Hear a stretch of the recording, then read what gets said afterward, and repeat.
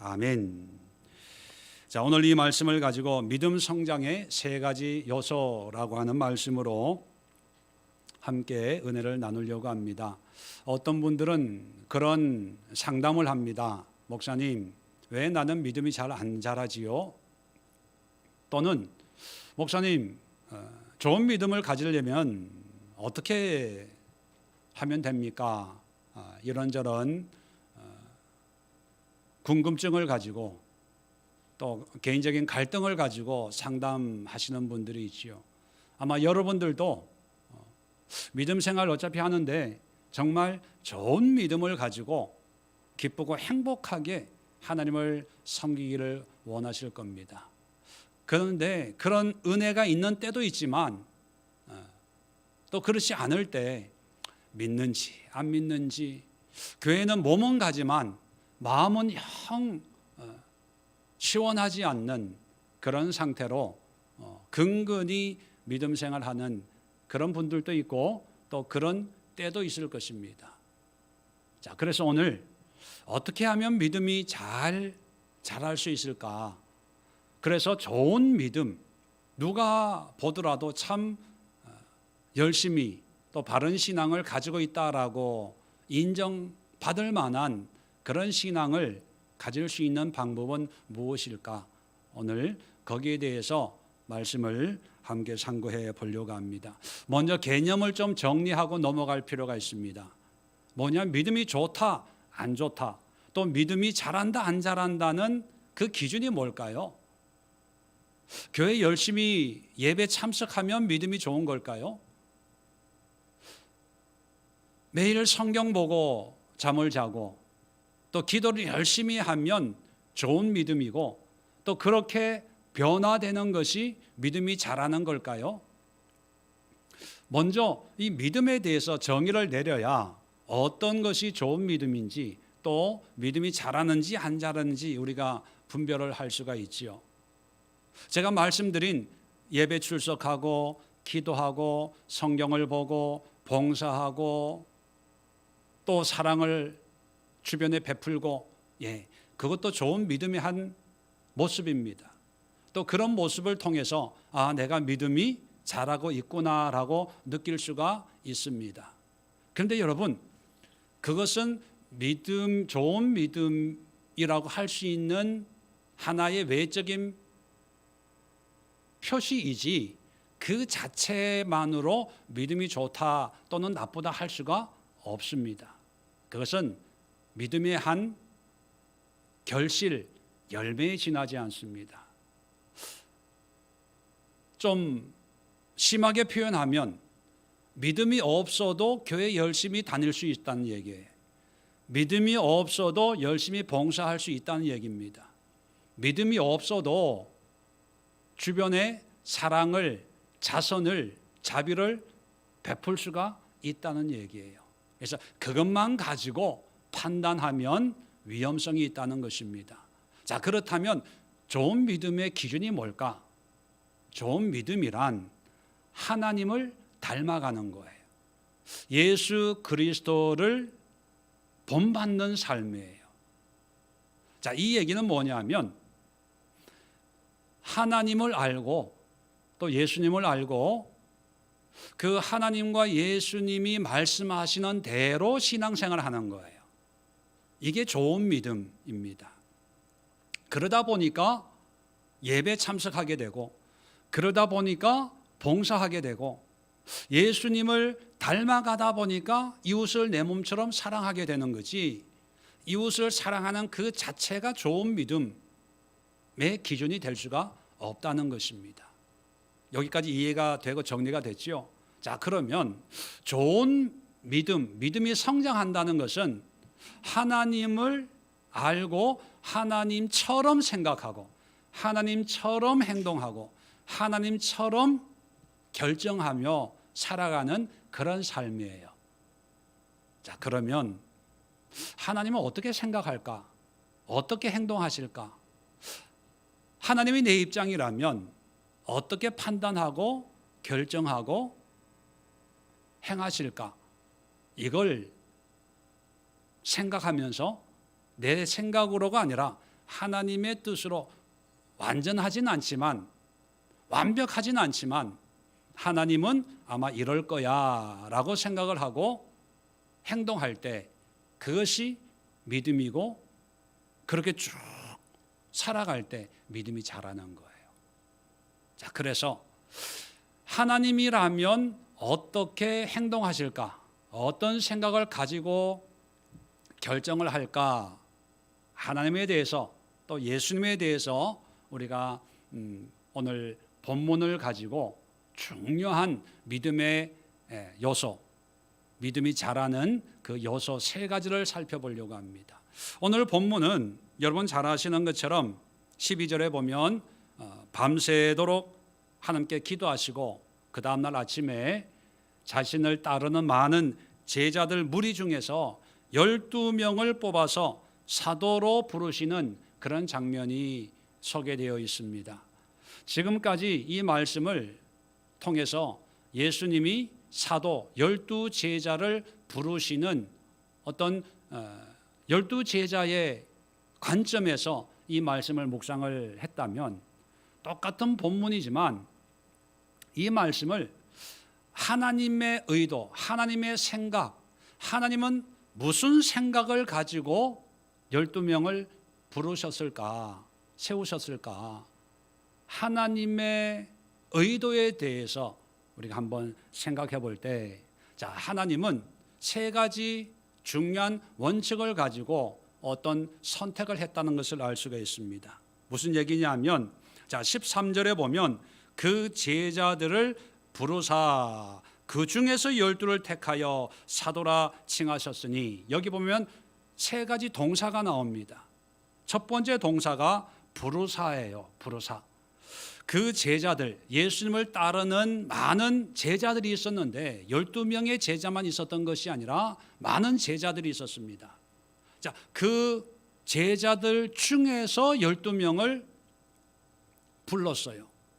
자, 두 번째는 그 중에서 12를 택하여, 두 번째 동사가 택했다는 동사입니다.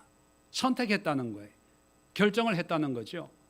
자, 세 번째가 뭐냐면 사도라 칭하셨으니, 칭했다, 이름을 붙였다, 이름으로 불렀다, 그런 뜻입니다. 인정했다는 거예요. 받아들였다는 겁니다. 정했다는 거예요.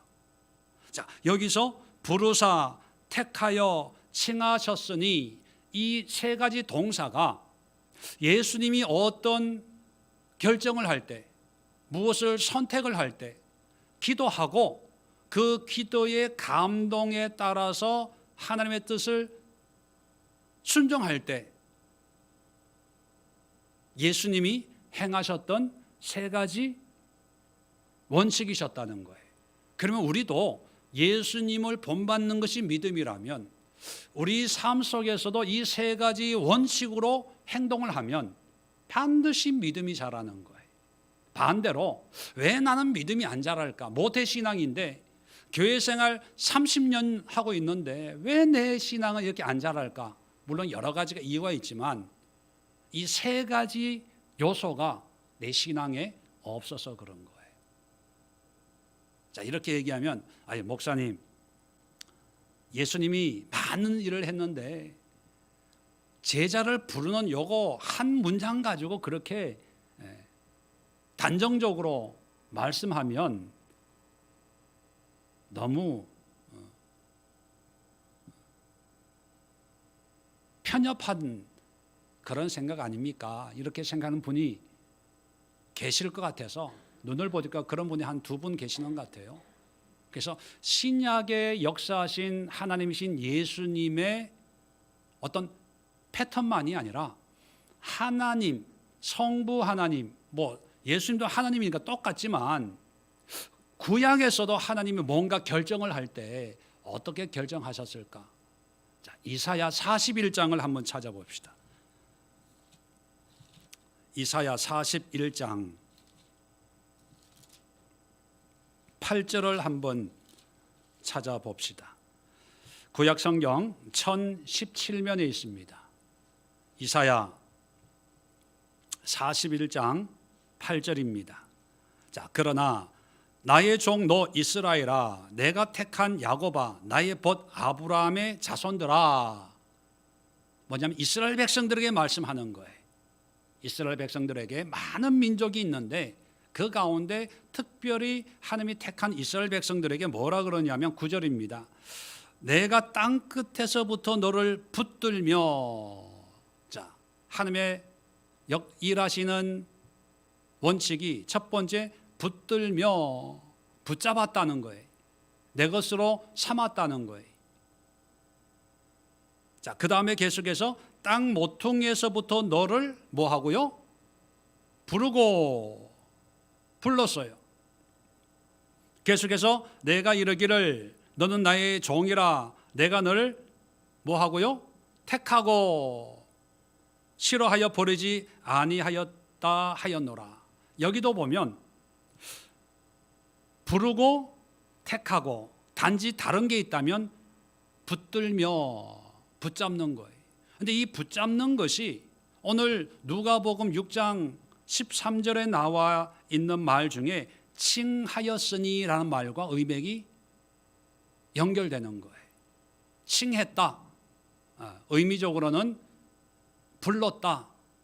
이름을 붙였다. 그렇게 여겼다는 뜻이거든요.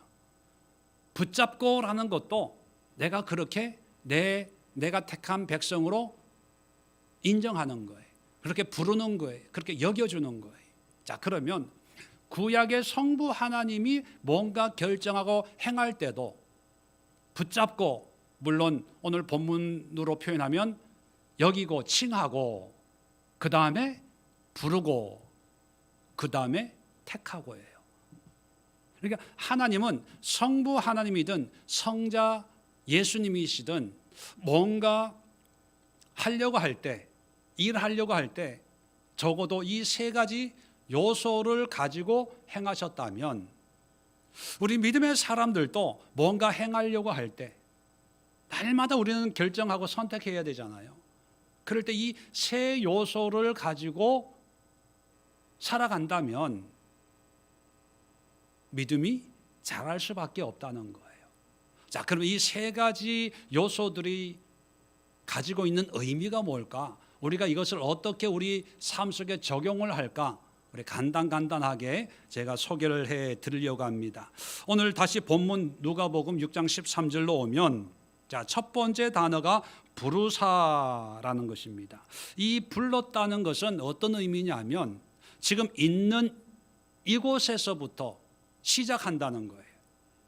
무슨 뜻이냐면, 자, 예수님의 상황으로 잠깐 돌아가면 밤새도록 기도를 했어요. 아마 기도 가운데 하나님이 마음에 감동을 주어서 이제 12 제자를 뽑아야 되겠다, 그런 성부 하나님의 감동을 받고 이제 성자 예수님이 그 다음 날 이제 12 제자 사도를 부르시는데 어떻게 불렀냐 하면 지금까지 예수님을 따르는 많은 무리들, 그 무리들 중에서 불렀다는 거예요.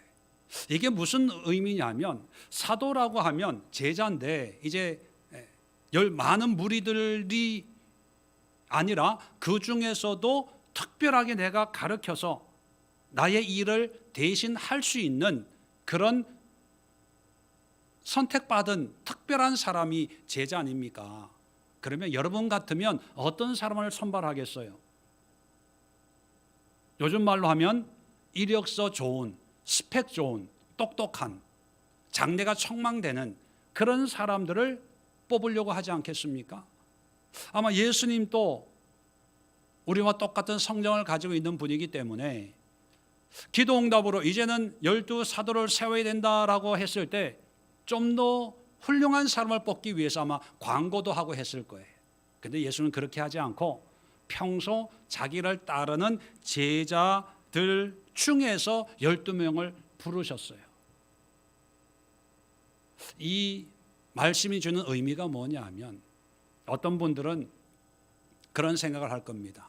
야, 이 상황이 조금 나아지면 믿음 생활 잘할 텐데 지금은 너무 바빠서 예배 드리고 기도하고 말씀 볼 시간이 없고 좀 이 바쁜 것이 조금 한가해지면 참 좋을 텐데, 그럼 마음껏 기도하고 이 문제가 좀 해결되면, 그러면 내가 좀 마음 편하게 성경도 보고 말씀 공부도 하고 기도도 하고 교회 열심히 가서 예배 드릴 텐데, 지금 이 문제 때문에 뭐 그런 생각을 하고 있는 분들이 있어요. 여러분, 그래서 믿음이 안 자란다는 거예요. 믿음이 자라는 시작은 이렇게 되면 저렇게 되면이 아니라, 예수님처럼 지금 따르는 무리 중에서 뽑은 것처럼 지금 내가 있는 이 환경과 상황 속에서 믿음이 시작을 한다는 거예요. 그러니까 다 변명이고 핑계라는 거죠. 예수님처럼 우리가 믿음이 성장을 하려면 내가 살고 있는 이 장소에서, 내가 경험하고 있는 이 환경에서, 내가 직면하고 있는 이 문제 속에서, 그 문제 속에서 시작을 해야지, 그렇지 않고 미래를 생각을 하고 다음을 생각하고 나중을 생각하고 어떤 되어지지 않는 환경을 가정해서 그렇게 되면 좋겠다라고 그렇게 하면 믿음이 안 자란다는 것입니다. 하나님은 항상 현재형 하나님입니다. 그것은 뭐냐면, 우리에게는 과거가 있고 현재가 있고 미래가 있지만 하나님에게는 과거, 현재, 미래가 없어요. 왜? 시간을 초월하는 분이니까. 시간을 만드신 분이니까 시간의 구속을 안 받아요. 자, 그래서 하나님은 항상 현재입니다. 그렇다면 하나님을 본받는 신앙이라고 하는 것은 어떤 의미예요? 항상 현재형으로 살아가는 거예요. 지금 이곳에서, 지금 내가 경험하고 있는 이 상황에서 믿음 생활하는 거예요. 영어로 표현하면 here and now, from this. 지금 이곳으로부터 시작하는 거예요. 모세가 출애굽기 3장에 보면 하나님이 부르셔 떨기나무에서 불러서 이제 너 백성들을 출애굽시켜라 했을 때, 모세가 제일 처음 하나님께 질문하는 게, 사람들이 나를 보낸 자가 누구냐고 물으면 내가 누가 나를 보냈다고 대답해야 합니까? 하나님의 이름이 뭡니까? 이렇게 물었어요. 자, 그랬을 때 하나님이 대답한 하나님의 이름이 뭡니까? 나는 스스로 있는 자다. I am who I am. 항상 있다는 거예요. 그게 being, 존재라는 의미거든요. 과거에만 있는 하나님이 아니라, 미래에 있는 하나님이 아니라, 지금 나는 스스로 항상 존재하는, 그게 현재형이에요. 그래서 하나님이 현재이기 때문에 과거도 의미 없고 미래도 의미 없거든요. 근데 우리는 시간의 제약 속에 살다 보니까 지나간 것은 과거고 오지 않는 것은 미래고, 현재 우리가 누리고 있는데 현재에 우리가 만족함이 없어요. 그럼 우리는 자꾸 미래를 기대하게 되고 지나간 과거를 생각하게 되거든요. 그러다 보니까 현재의 의미를 잃어버리고 맙니다. 그러니까 믿음이 안 자라는 거예요. 그리고 현재 여러 가지 어려운 문제를 변명하고 핑계대기에 급급한 거예요. 하나님, 열심히 하려고 했는데 바빴어요. 사업이 어려웠어요. 몸이 아파서요. 자식 공부시키느라고, 남편 뒷바라지 하느라고, 뭐 때문에. 그러니까 믿음이 안 자라는 거죠. 하나님은 우리에게 주신 현재, 그 현 상황 속에서 믿음을 세워나가기를 원하신다는 것을 여러분 기억할 수 있기를 바랍니다. 자, 그러면 현재 속에서, 현재라는 그 시간, 순간 속에서 어떻게 믿음이 자랄까? 두 번째입니다. 자, 두 번째 계속해서 그 중에서 12를 택하여 선택하는 거예요. 믿음은 선택에 달려 있습니다. 저는 그런 생각을 해요. 믿음이 자라는데 있어서 믿음의 비타민은 뭘까? 믿음이 잘 자라도록, 건강한 믿음이 되도록 하는 믿음 성장의 비타민은 바른 선택이다, 이렇게 생각을 합니다. 자, 예수님이 많은 제자들 가운데 12명을 택하셨어요. 이 선택했다고 하는 것은 세상적인 기준으로 선택한 게 아니라 그 전날 밤에 밤새도록 기도하셨기 때문에 아마 기도하고 선택한 거니까 이 선택은 누구의 선택이라고 우리가 여길 수 있습니까? 하나님의 선택. 물론 예수님 자신이 하나님이지만 하나님의 아들로서 기도하셨으니까 그 기도의 응답으로 성부 하나님이 야, 이런 사람을 택해라. 그래서 12명을 택했어요. 그 숫자도 12이라고 하는 이스라엘의 구약의 12지파라고 하는 그런 상징적인 숫자를 이제 신약 시대에도 12사도라고 하는 의도성을 가지고 이제 12명을 뽑았죠. 근데 그 뽑았는데 아까도 말씀드린 것처럼 세상적인 기준을 뽑은 게 아니라 믿음의 기준, 하나님의 뜻을 따라 12명을 뽑았어요. 자, 그런데 뽑아놓고 보니까 이 12명이 과연 예수님의 뒤를 이어서 예수님의 그 가르침을 잘 감당할 수 있는 그런 일꾼들이었을까요? 면면을 보면 참 이게 한숨이 나오는 그런 사람들입니다. 베드로 같은 사람을 보면 참 열심은 있는데 인격적으로 좀 문제가 있고, 요한이나 야고보 이런 형제들을 보면 참 사랑도 많고 정도 많은데 별명을 보아너게라고 지어줬어요. 보아너게라고 하는 뜻이 뭐냐면 우레, 천둥의 아들, 그런 뜻을 가지고 있어요. 그러니까 미루 짐작하면 평소에는 좋은데 한번 흥분하면 앞뒤를 안 가리는 다혈질적인 흥분 잘하는 그런 성향을 가지고 있어요. 가룟 유다 같은 경우에는 재정을 맡았는데 참 꼼꼼해요. 그런 걸 보면 참 이렇게 뒷마무리를 참 잘하는 성향인데 그런데 생각하는 게 엉뚱해.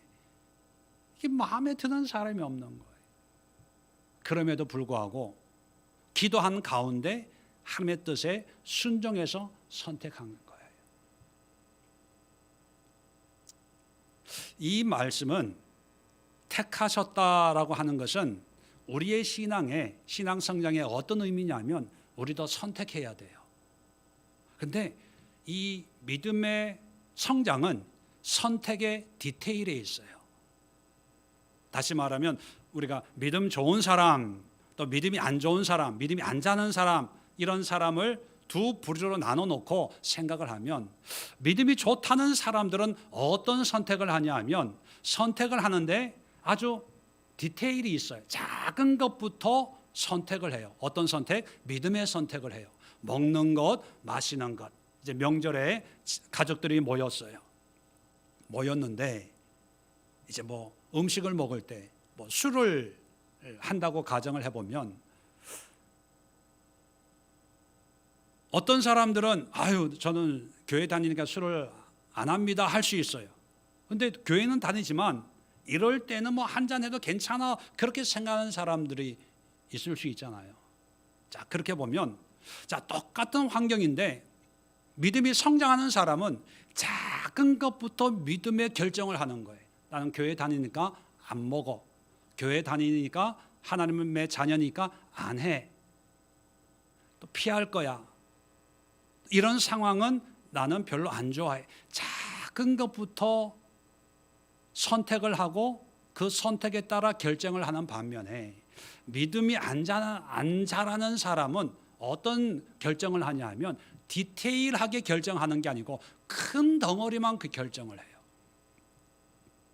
그리고 나머지 사소한 거는 자기 스타일로 자기 임의로 선택을 해요.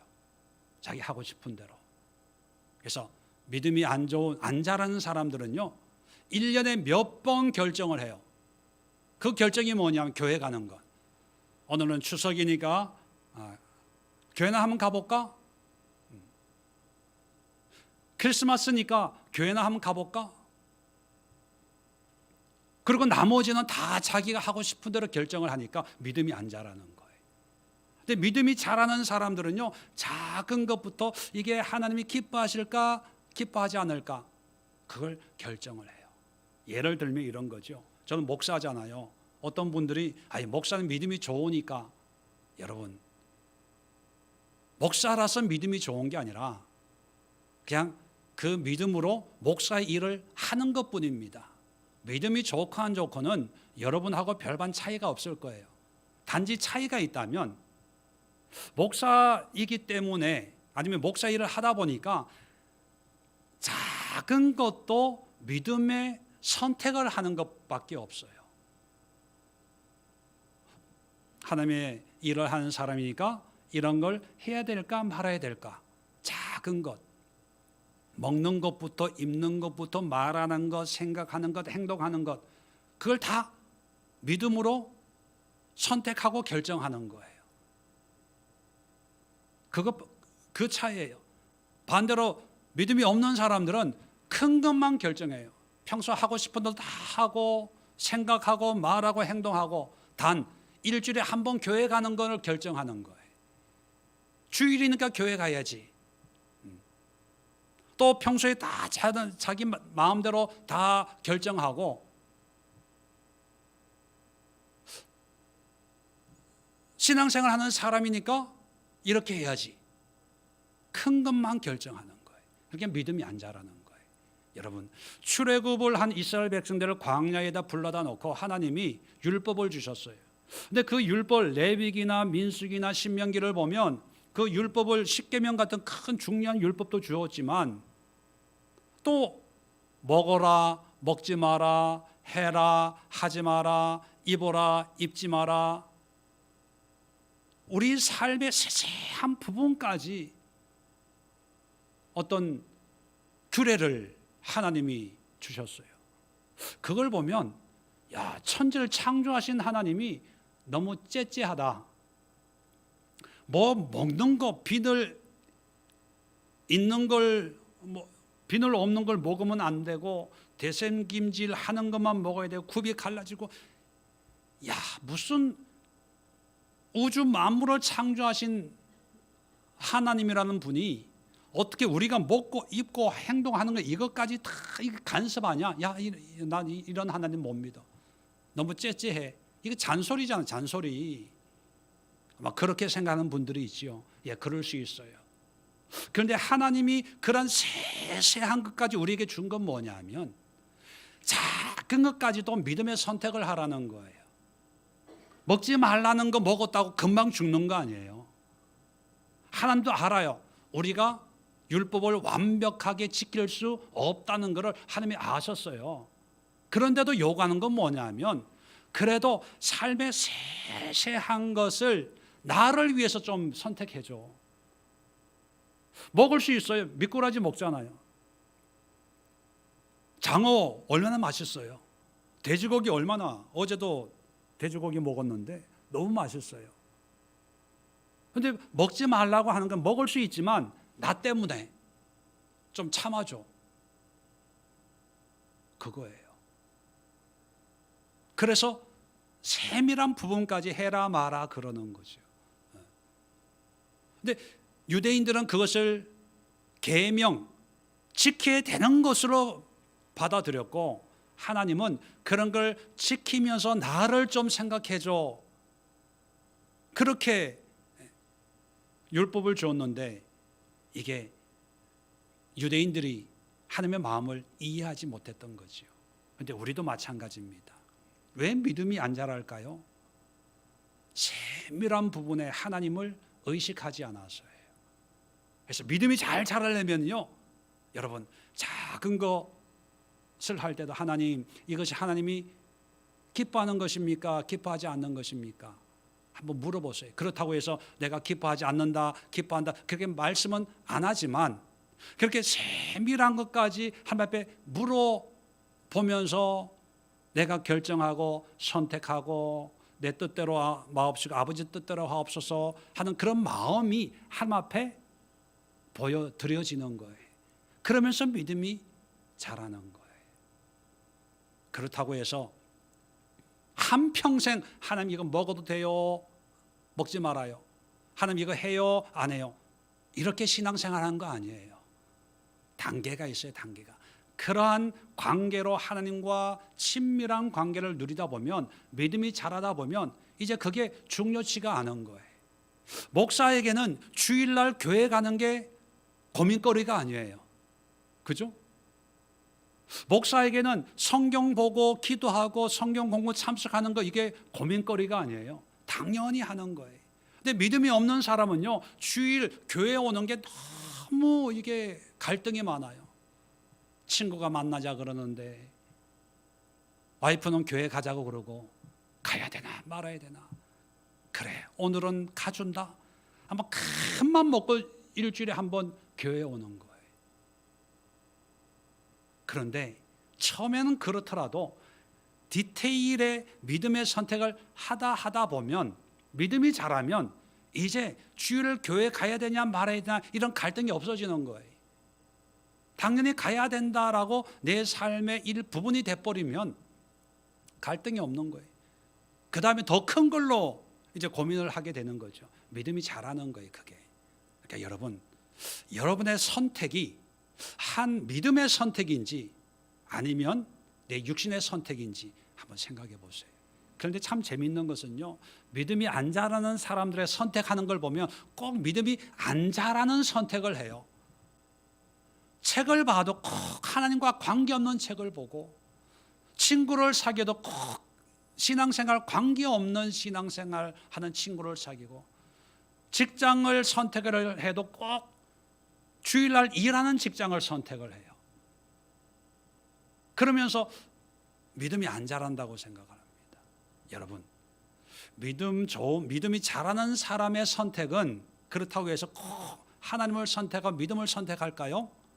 아니에요. 믿음 생활 잘하는 사람도 선택은 옳고 그러면 확률적으로 반반이잖아요. 50% 50%. 믿음 생활 잘하는 사람도 선택할 때 하나님과 관계없는 그런 일을 선택할 때가 있어요. 그런데 선택을 하더라도 이것이 하나님과 관계없는 일이구나 알게 되면 그 선택을 빨리 취소하는 거예요. 그 차이예요. 아니, 목사는 믿음이 좋으니까 다 아시고 기도하면 감동 가운데 저도 그랬으면 좋겠어요. 저도 핸드폰을 보면 요즘 유튜브 이런 거 많잖아요. 그걸 보면 막 은혜 있는 간증 이야기, 하나님의 이야기, 성경 이야기, 믿음의 이야기 이런 거만 핸드폰에 쭉 나오면 너무 좋을 것 같아요. 근데 목사 핸드폰에도 유튜브 보면 야한 것도 나오고요, 안 좋은 것도 나오고 똑같아요. 근데 믿음이 안 자라는 사람들은 유튜브 보면서 놀러 가는 얘기, 하는 얘기, 신앙과 관계없는 거에 거기에 호기심에 빠져들어요. 근데 저는 똑같죠, 유튜브 올라오는 게. 근데 만약에 보다가 뭔가 좀 안 좋다 싶으면 금방 끄든지 다른 걸로 바꿔요. 다른 선택을 하는 거예요. 그래서 여러분, 믿음의 성장은 믿음의 선택을 먹고 자라요. 믿음이 성장하는 사람은 막 하나님이 성령으로 보여주시고 깨닫고 이런 환상을 내려놓으세요. 똑같아요. 단지 어떤 선택을 하느냐에 달려 있다고 생각을 하시고, 지금부터라도 건강한 선택, 신앙의 선택, 믿음의 선택, 돈은 조금 못 벌지만 예배를 들을 수 있다는 거에 선택을 하시고, 또 이런 선택을 하면 사람들이 나보고 뭐라 그러겠지라고 생각이 되더라도 믿음의 선택을 하시고, 그러다 보면 그 선택에 따라 손해 될 때도 있어요. 경제적으로 어려움이 될 때도 있어요. 그러나 지나와 보면 내 믿음이 자라는 거예요. 내 믿음이. 자, 세 번째 마지막으로 예수님은 사도라 칭하셨으니, 칭했다. 이게 무슨 뜻이냐면 아까도 말씀드렸지만 원어적인 의미는 이름을 붙였다, 이름으로 불렀다, 그런 뜻입니다. 13절에도 보면 14절에도 보면 베드로라고 이름을 주신 시몬. 자, 예수님이 시몬을 보고 이제부터는 베드로는 반석이라는 뜻이거든요. 반석이라 하라 이름을 붙여줬어요. 이것도 똑같은 단어예요. 칭했다, 이름을 주신, 똑같은 단어예요. 이름을 그냥 붙이는 거예요. 그런데 이 이름을 붙이는 게 이 이름에 합당한 사람들이 여서 이름을 붙이는 게 아니라, 사도라고 하기에는 결점이 많아. 또 이 12명을 데리고 다니면 주변 사람들이 와, 참 훌륭한 사람인가 봐. 그 제자들 보니까 제자 중에 이런 사람 저런 사람 저런 사람 있는 거 보니까 그 스승은 굉장한 사람인가 봐. 이렇게 제자들을 보고 예수님을 인정해 주는 게 아니라, 제자들 보면 별로 영양가가 없는 그런 사람이에요. 다 어부들이지요. 또 정통 유대인들이 별로 호감이 없는 갈릴리 사람들이지요. 성격이 유별나지요. 학벌도 스펙이 대단한 것도 아니잖아요. 남들 볼 때는 야, 어떻게 저런 사람들을 끌고 다녀? 제자를 보니까 그 스승을 알겠다 이렇게 조롱도 하고 비난도 하고 웃고 이런 사람도 있을 거예요. 근데 예수님은 그 12명의 제자들을 사도라고 이름을 붙여버린 거예요. 자, 이게 우리 신앙에 어떤 의미를 주냐면, 내가 선택한 결정이 내가 봐도 내가 왜 이렇게 결정했지? 또 내 결정에 주변 사람들이 왜 그래? 왜 이렇게 했어? 또는 어떤 사람들은 야, 너 교회 미쳤냐? 종교에 미쳤어? 아니, 멀쩡한 사람이 그렇게 살아? 이렇게 얘기하는 사람들도 있을 수 있습니다. 또 우리 스스로가 주어진 환경을 통해서 난 불행해, 나는 망했어, 끝이야, 여러 가지 그런 느낌이 들 때, 믿음이 없는 사람은 어떻게 이름을 붙이냐면, 그래서 나는 불행한 사람인가 봐, 그래서 나는 재수가 없는 사람인가 봐, 그래서 나는 가난한 사람인가 봐, 그래서 나는 능력이 없나 봐, 그래서 나는 이렇게 대접을 못 받나 봐. 자기 자신이나 주변 사람들이 바라보는 관점을 듣고 알고 깨닫고 그렇게 이름을 붙여버리고 그렇게 불러요. 나는 불행한 사람, 나는 무식한 사람, 나는 믿음 없는 사람. 자, 그런데 예수님이 사도를 칭했다라고 하는 것은 세상 사람이 보는 관점이 아니라 하나님이 보시는 관점으로, 비록 베드로가 내 눈에 조금 부족하지만 기도하고 결정한 거니까 하나님이 이 베드로를 사도로 세우라고 허락하셨나 보다, 그렇게 하고 그렇게 생각을 하고 베드로를 사도라고 불러버리는 거예요. 무슨 뜻이냐면, 사람들은 나를 보고 불행한 사람이라고 그렇게 불러요. 근데 나는 그렇게 보지 않고 하나님이 이 불행한 환경을 통해서 나를 연단하려고 이런 불행을 주셨다, 그렇게 이름을 고쳐 부르는 거예요. 이해되시겠어요? 지금 나는 가난해요. 사람들이 가난하다, 망했다, 코로나19 때문에 야, 너 사업도 망하고 힘들겠구나 그렇게 생각을 해요. 그런데 나는 믿음이 자라는 사람은 이름을 바꿔다는, 명찰을 바꿔다는 거예요. 망했다가 아니라 코로나를 통해서 하나님이 나를 연단하시는구나, 훈련하시는구나, 바꿔 부르는 거예요. 그러니까 어떻게 이름을 붙이냐에 따라서 믿음이 자라는 사람이 있고 또 믿음이 자라지 않는 사람이 있다는 거예요. 근데 믿음이 자라는 사람의 특징은 뭐냐면 좋은 환경만 누리는 사람이 아니라, 하나님이 좋은 일로만 축복하는 사람이 아니라, 사람 사는 게 다 똑같죠. 뭐 특별한 사람이 있겠습니까? 모든 사람이 코로나19 상황 속에 있고 모든 사람이 이 연약한 육신 가운데 있잖아요. 그런데 믿음이 자라는 사람의 특징은 뭐냐면 모든 환경, 주어지는 환경을 원망하고 불평하고 핑계대고 누구 때문에 누구 탓하는 것이 아니라 그냥 하나님의 뜻으로 이름을 고쳐서 부르는 거예요. 하나님의 연단, 하나님의 훈련. 사도 바울처럼 내가 너무 자고하지 않도록, 교만해지지 않도록 하나님이 주신 육체의 가시다, 뭐 이런 식으로 그 이름을 고쳐 부를 수 있을 때 믿음이 자라는 거예요.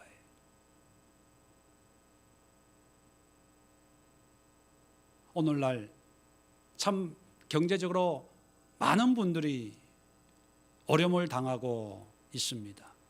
여기에는 뭐 믿는 자나 안 믿는 자나, 믿음이 좋은 분이나 안 좋은 분이나 거의 예외 없이 여러 가지 어려움을 겪고 있죠. 이럴 때 어려움 속에서도 우리의 믿음은, 우리의 은행 잔고는 좀 점점 줄어들 수는 있지만 우리의 믿음은 거기에 상관없이 점점 성장하고 성숙해질 수가 있어요. 어떻게 하면 될까요? 세상이 보는 관점으로 보는 것이 아니라 믿음의 관점으로 바라보고 그렇게 불러주는 거예요. 어떻게 불러줍니까? 지금은 잠잠히 기도할 때야. 지금은 잠잠히 하나님과 대면할 때야. 지금은 하나님의 훈련의 때야. 연단의 때야. 지금은 하나님이 나를 겸손하게 만드는 때야. 사업이 잘 돼봐. 바쁘다고 예배도 없고 기도도 없고 말씀도 없고 그럴 텐데 이 문제를 탁 주셔가지고 브레이크가 한번 탁 걸리니까 내 힘으로 하는 게 없구나. 기도해야지. 하나님 깨닫게 하시는 하나님의 교육 방법이 바로 코로나19구나. 그렇게 여기는 거예요. 그런 마음을 이사야 41장에 아까 읽어본 것처럼 그렇게 붙잡는 거예요. 왜? 하나님이 그렇게 일하시는 분이거든요. 하나님이 그런 마음으로 행하시는 분이니까 좋은 믿음이란 하나님을 흉내내는 그런 삶이라고 말씀드렸잖아요. 그러면 하나님처럼 우리도 그렇게 흉내내서 그렇게 생각하고 결정하고 행동하는 거예요.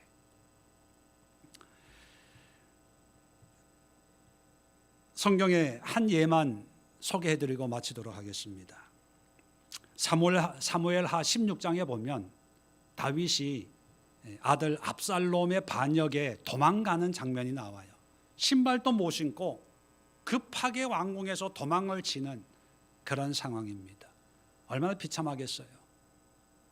자, 가다가 시므이라고 하는 사람이 나타나서 이 다윗 일행을 조롱합니다. 시므이가 누구냐면 사울의 친척이에요. 일대 왕이었던 그 사울의 친척인데 이 시므이가 생각하기에는 사울을 제치고 다윗이 이제 왕이 됐으니까 좀 마음이 안 좋았겠죠. 그런데 다윗이 자기 아들 압살롬의 반역에 의해서 도망가니까 이 시므이가 신나가지고 자 빨리 도망가라, 다윗아 빨리 도망가라, 이 피 흘린 자야 빨리 도망가라, 꼴 좋다. 돌을 던지고 먼지를 날리면서 그렇게 조롱을 하는 거예요. 그러니까 다윗의 신하 중에 아비새라는 장군이 얼마나 화가 나겠어요. 그래서 칼을 빼들고 다윗에게 얘기합니다. 내가 저놈을 당장 달려가게 목을 치겠습니다. 아니 감히 다윗 앞에 이렇게 할 수가 있습니까? 뭐 화를 내는 거예요. 그 보통 같으면, 여러분 같으면 어떻게 하겠어요? 도망가는데 옆에서 좋다 꼴 좋다 조롱하고 있으면 안 그래도 기분 나빠 죽겠는데 여러분 잘 걸렸다 그러고 화풀이 거기다 다 할 수도 있잖아요. 자, 근데 사무엘하 16장 10절 이하에 보면 다윗의 선택에, 다윗이 어떻게 이름을, 그런 상황에 그 이름을 어떤 명찰을 붙이냐 하면, 자, 왕이 이르되 스루의 아들아 내가 너희와 무슨 상관이 있냐. 이제 스루의 아들이라고 하는 것은 이 시므이를 죽이려고 하는 그 장군 아비새를 얘기합니다. 자, 그 다음이 중요합니다. 그가 저주하는 것은 여호와께서 그에게 다윗을 저주하라 하심이니 내가 어찌 그리하였느냐 할 자가 누구 있겠느냐. 또 다윗이 아비새와 모든 신하에게 이르되 내 몸에서 난 아들도 내 생명을 헤아려 하거든 하물며 이 베냐민 사람이랴 여호와께서 그에게 명령하신 것이니 그가 저주하게 버려두라. 혹시 여호와께서 나의 원통함을 감찰하시니 오늘 그 저주 때문에 여호와께서 선으로 내게 갚아 주시리라 그랬다는 거예요. 죽이지 마라. 내 아들도 이러는데 베냐민 지파 사울의 친척이 이렇게 화내는 게 어쩌면 당연한 거 아니겠냐. 혹시 하나님이 그에게 다윗을 저주하라고 했다면 그 누가 그를 막을 수 있겠냐. 내버려 둬라. 여러분, 똑같은 환경인데 어떻게 부르냐에 따라 신앙이 달라지고 인생이 달라진다는 거예요. 그 결과는 잘 알 거예요. 다윗이 다시 회복이 되고 우리가 아는 그런 다윗이 됐어요. 다윗도 어떤 선택을 하고 그 선택을 어떻게 바라보고 부르냐, 그런 삶을 통해서 다윗이 됐다면 우리도 지금 있는 상황에서 믿음을 시작해야 됩니다. 지금 있는 상황에서 믿음의 선택을 해야 돼요. 작은 것부터 큰 것까지 한번 선택을 하세요. 그리고 그 선택이 비록 내가 보기에 잘못된 선택이라 할지라도, 또 내 선택이 사람들이 조롱하고 비웃는 선택이라 할지라도 그 선택에 믿음의 이름을 붙이세요. 하나님이 하신 거야. 하나님이 허락하신 거야. 하나님의 뜻이 있어. 하나님의 훈련이야. 연단이야. 또 좋은 거면 하나님이 쓰시려고 나에게 이 물질을 주신 거야. 하나님의 영광을 위해서 나에게 맡겨주신 거야. 나는 하나님의 청직이야. 하나님의 심부름꾼이야. 그렇게 우리의 모든 삶을 믿음의 이름으로 붙일 때, 그렇다고 해서 당장 환경이 달라지는 건 아니지만 중요한 것은 우리의 믿음이 자란다는 것입니다. 하나님이 보시기에 합당한 모습이 되어진다는 것입니다. 이제 우리 한 주간 또 한 달, 우리 남은 생애 기간 동안 하나님이 하시고 예수님이 하시는 그런 삶의 원리를 본받아서 믿음 성장의 세 가지 중요한 요소를 우리 각자의 삶 속에 적용하며 살아내는 우리 예수에게 모든 성도들 될 수 있기를 주의 이름으로 축원을 드립니다. 기도합니다. 좋으신 하나님 아버지, 하나님이 원하시는 그런 믿음의 모습으로 성장하고 또 성숙하여 주님의 기쁨이 되기를 원합니다. 그러기 위해서 오늘 예수님이 보여주신 삶의 아주 작은 한 단면을 보면서 믿음 성장의 세 가지 요소를 우리 마음속에 담습니다. 우리도 이렇게 세 가지 원리대로 선택하고 결정하고 바라보면서 우리의 주어진 환경 속에서 믿음의 성장이 시작되어지길 원하오니 저희들을 불쌍히 여겨주시고 어여삐 여겨주셔서 주님의 믿음의 분량에 이르는 우리 예수의 모든 성도들 되게 하여 주시옵소서. 이제는 우리 주 예수 그리스도의 은혜와 하나님 아버지의 크고 놀라운 사랑하심과 성령의 교통하심이 예배하는 모든 믿음의 권속들 위에 지금부터 영원까지 함께 하옵시기를 간절히 축원드리옵나이다. 아멘.